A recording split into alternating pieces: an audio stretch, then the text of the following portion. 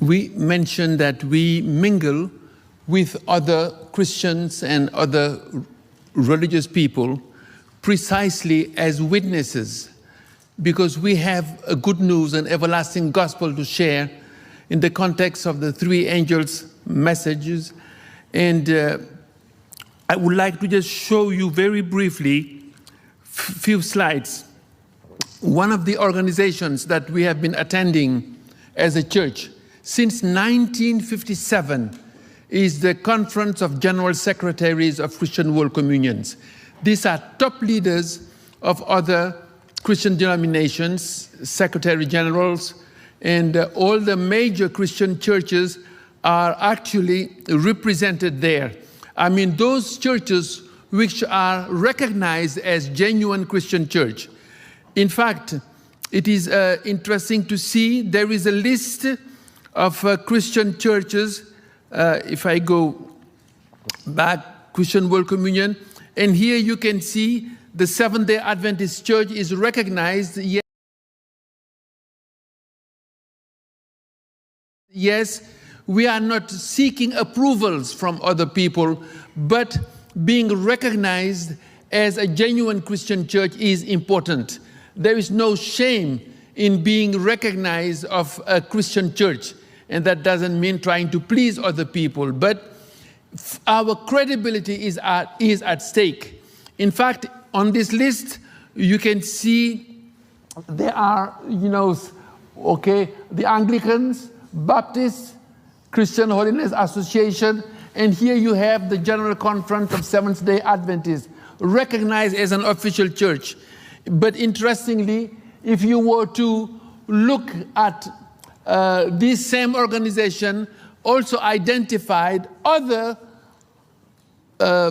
communions that call themselves Christians, but are not recognized as such by the official Christian organizations. And if you can look here, you have worldwide communions, and they are called with heterodox Christologies.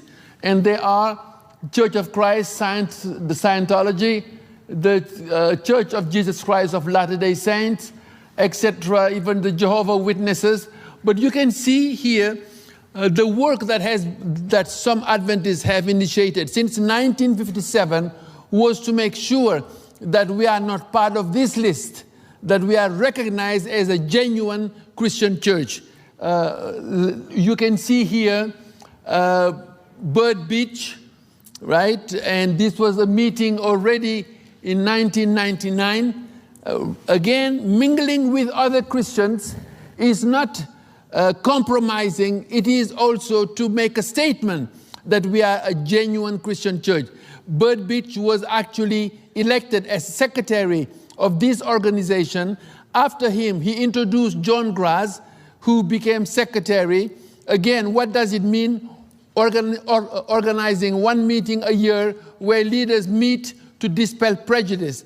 After, John Graz also introduced me to this group, and they elected me as the secretary. I organized a yearly meeting where I meet all genuinely recognized Christian communions. So you can see here Bird Beach at the time. So what we are talking about is 130 years of advocacy for religious freedom and witness for the truth. Now, I would like to finish here just to say Ellen White was very clear when it comes to what is the mandate of the Seventh-day Adventist Church. I mentioned in the video that we are a restorationist movement, and what we do is part of a restorationist mission. As a matter of fact, she says the banner of truth and religious liberty held aloft by the founders of the Gospel Church and by God's witnesses during the centuries that have passed since then has, in this last conflict, has been committed to our hands. Now notice, banner of truth and religious liberty, these two, not just one, but the two.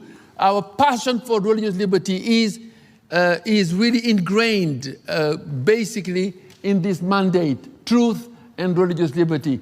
And that is because, Ellen White says, God has blessed us with the knowledge of his word. So it is of interest. Finally, I wanted to add one more slide here, but I can just mention it. Ellen White says this: of all professing Christians, I quote her literally, Seventh-day Adventists should be foremost in uplifting Jesus Christ. The preaching of the Sabbath is necessary and other truths related to it.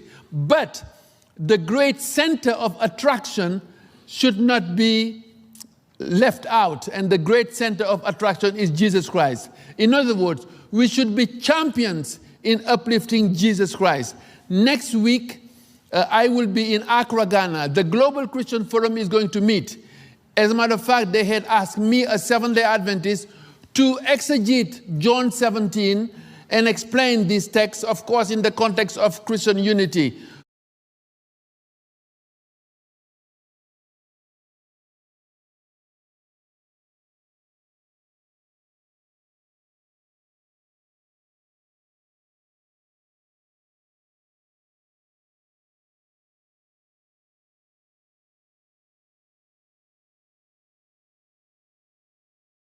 So a Seventh-day Adventist is presenting before other Christians the supremacy of Jesus Christ. See, so this is a miracle from God.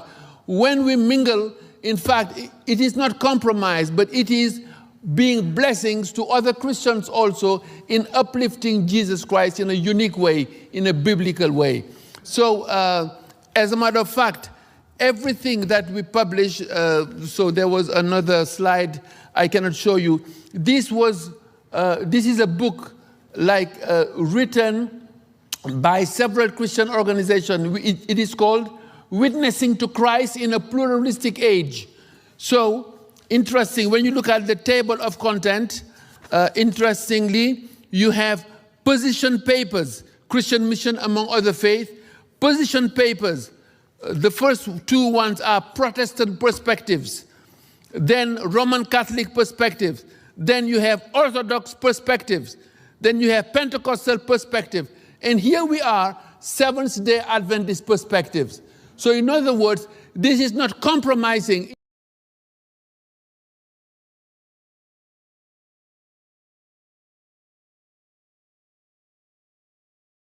It is sharing with the world how we see sharing Christ. If what Ellen White says really stands, that we should be foremost in uplifting Christ before the world, then we ought to also be involved in publishing, telling people how we view Jesus Christ. After all, even in our name, Seventh-day Adventist, this is the advent of our hope, Jesus Christ. So we should be foremost again in uplifting Jesus Christ, and that is what we are doing.